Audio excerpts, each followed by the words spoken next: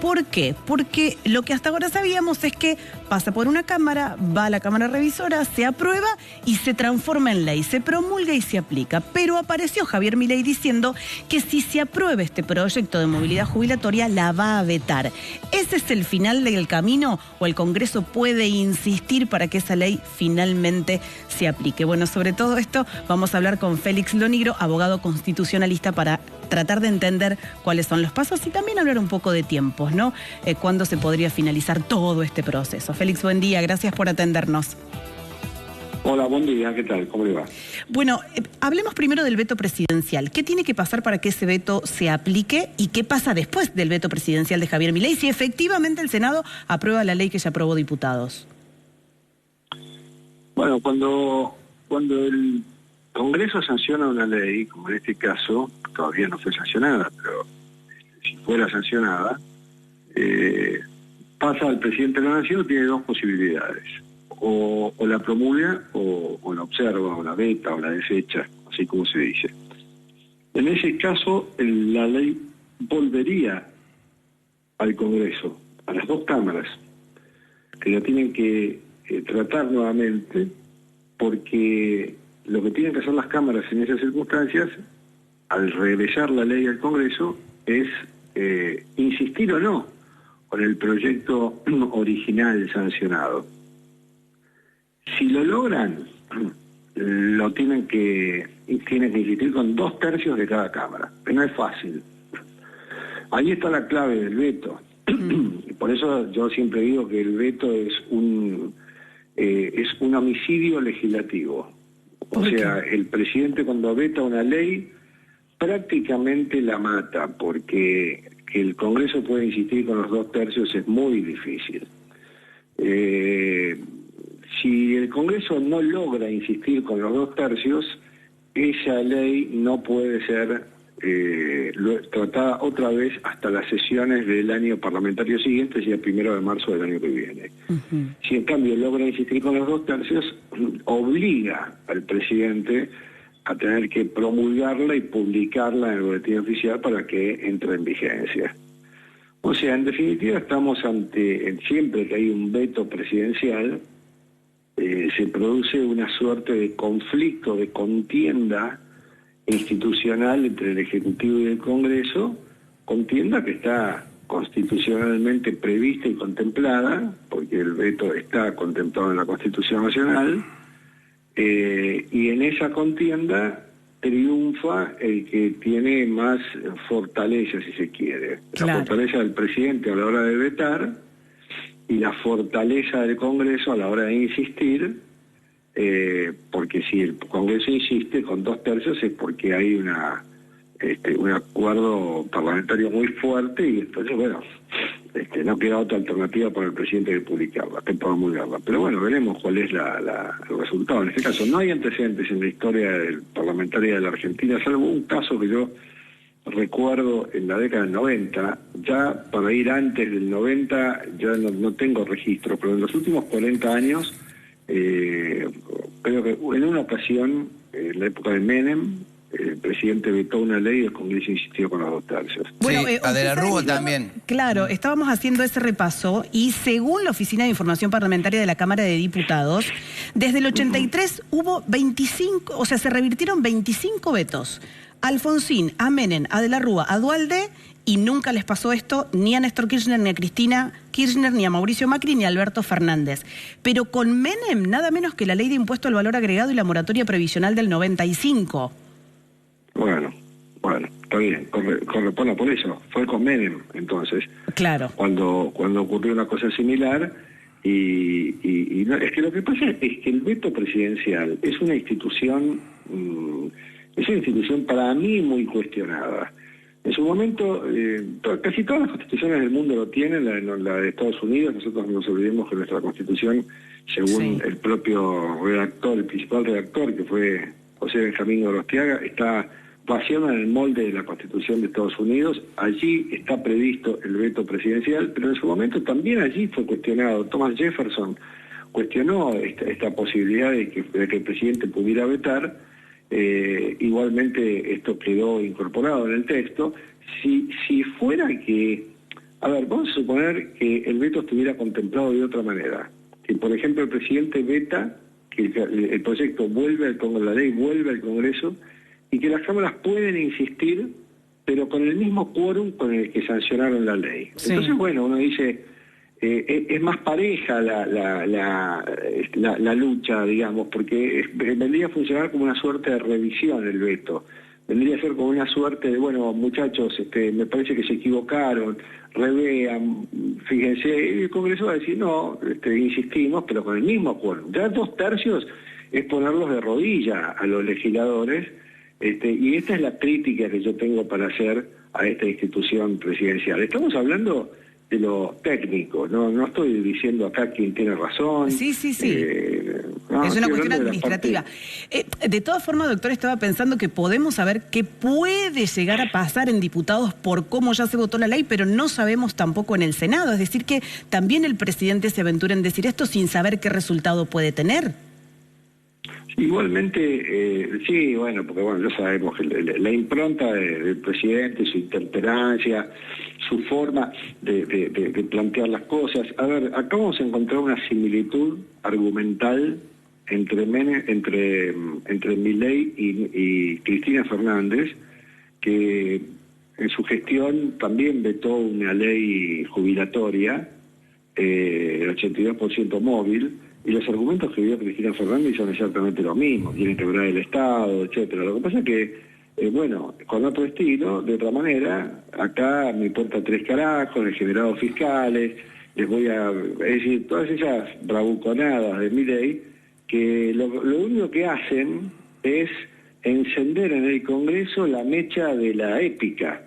Es decir, si el presidente veta y veta de esta manera, enaltece la lucha épica de los diputados y los senadores que van a querer convertir esto en una batalla y tratar de lograr 2/3, que en este caso no lo tienen tan lejos, porque estamos hablando de un presidente sin apoyo parlamentario, y entonces ya en diputados la ley tuvo media sanción, ahí cerquita, ¿no?, de los 2/3, y en el Senado son 7 senadores que tiene esta gente. Entonces, me parece que es apostar a encender la mecha del Congreso para llegar a los 2/3, y bueno, si llega, nos vamos a encontrar con algo posterior que puede ser también complicado, porque en este caso, lo que puede llegar a pasar es que Milei diga, bueno, fenómeno, ustedes insistieron con los 2/3, yo no no publico la ley. Sí. Promulgarla la voy a tener que promulgar porque 10 días hábiles, pasan 10 días hábiles y aunque el presidente no haga una promulgación expresa, el silencio presidencial promulga. Pero después el presidente va a decir, el boletín oficial lo manejo yo, así que yo no publico nada. Supongamos. Sí, bueno, sí. Bueno, si esto ocurre, no sé si el Congreso va a insistir, va a obligar él al boletín oficial y si no, tendrá que acudir a la justicia para que un juez obligue al presidente a publicar la ley.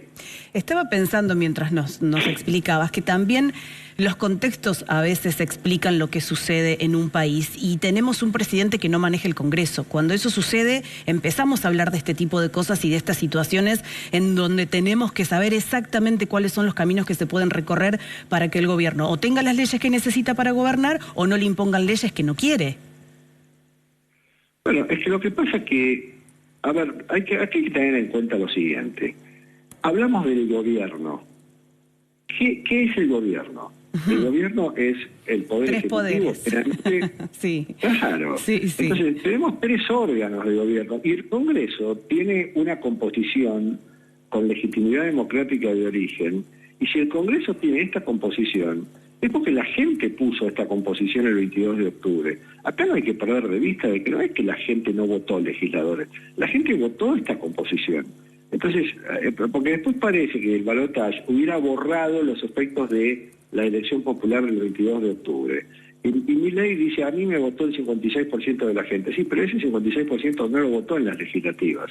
Entonces, todas las leyes que salen del Congreso son el producto de la voluntad popular. Sí, también igual, doctor, popular. Ahí yo podría responderle que hay una mitad del Congreso que se renueva y que tenemos las elecciones de medio término que el gobierno todavía no tuvo para terminar de armar ese Congreso, que sería quizás más representativo de la voluntad de las últimas elecciones, ¿o no? Bueno, pero lo que pasa es que tal como está pergeñada la renovación de las cámaras, la otra mitad que no renovó el año pasado es una mitad que también es producto de la elección popular del año 21, del año 21. O sea, en definitiva, siempre termina siendo producto de la voluntad popular y en las últimas elecciones del año, las legislativas del año pasado, si bien se renovó la mitad de la Cámara, Milei salió detrás de Massa. Entonces, bueno, hagámonos cargo también de que en su momento el presidente, yo no lo escuché decir nunca, y no solamente a Milei, sino que a ningún candidato, señores, hablándole del electorado, señores, yo necesito hacer reformas profundas, vótenme a mí, pero voten también a mis legisladores, porque si no, no las voy a poder hacer. Esto no se hace, los candidatos no hablan de esta manera, concentran todo en ellos mismos y luego se encuentran con que la gente cree que un presidente puede crear delitos, puede meter presa a la gente, puede bajar impuestos, ¿no? Y estas son cosas que tiene que hacer otro órgano de gobierno al que también la gente elige. Esto es cultura cívica, ¿no? Roberto. El otro tema que está colgado, digamos, conexo con este tema de la movilidad jubilatoria es la jubilación especial, la pensión especial vitalicia para los presidentes consagrada por ley, donde ayer el presidente Milei envió una nota a la ANSES, la ANSES se la aceptó renunciando anticipadamente, 3 años y medio antes que termine su mandato, a esa pensión vitalicia. ¿Puede o mañana presenta otra nota diciendo no, me arrepentí y le puedo cobrar? No, creo que puede cambiar. O sea, en primer lugar, a él se le va a generar el derecho de cobrar la pensión cuando termine su gestión. O sea, todavía está renunciando... Se está renunciando anticipadamente a algo que no existe. Exactamente. Entonces, el día de mañana esto lo puede cambiar y demás. Según la ley, el presidente de la Nación, una vez que termina su gestión, puede cobrar el mismo importe que por todo concepto cobra de salario un juez de la Corte Suprema de Justicia de la Nación, el vicepresidente el 75% de eso. Quiere decir que se da la paradoja de que los presidentes argentinos, cuando se jubilan, cobran más que cuando están en la actividad. Que es al revés de lo que pasa con todo el mundo. Y encima la ley no exige que para poder acceder a ese beneficio se haya tenido que cumplir una determinada cantidad de tiempo en el ejercicio del poder, y por eso que tenemos a un Rodríguez ya que gobernó una semana que puede cobrar una jubilación. Estas son cosas que hay que cambiar. Yo no digo porque con Milei pasan estas cosas, hay que ir todo para atrás, vamos a regularlo mejor esto. En todo caso, lo que tiene que pasar es que el presidente de la Nación cobre en proporción a la cantidad de tiempo que ha gobernado. Claro, no es lo mismo 4 días, una semana que 4 años. Lógicamente, pero aquí las cosas no se hacen del todo bien.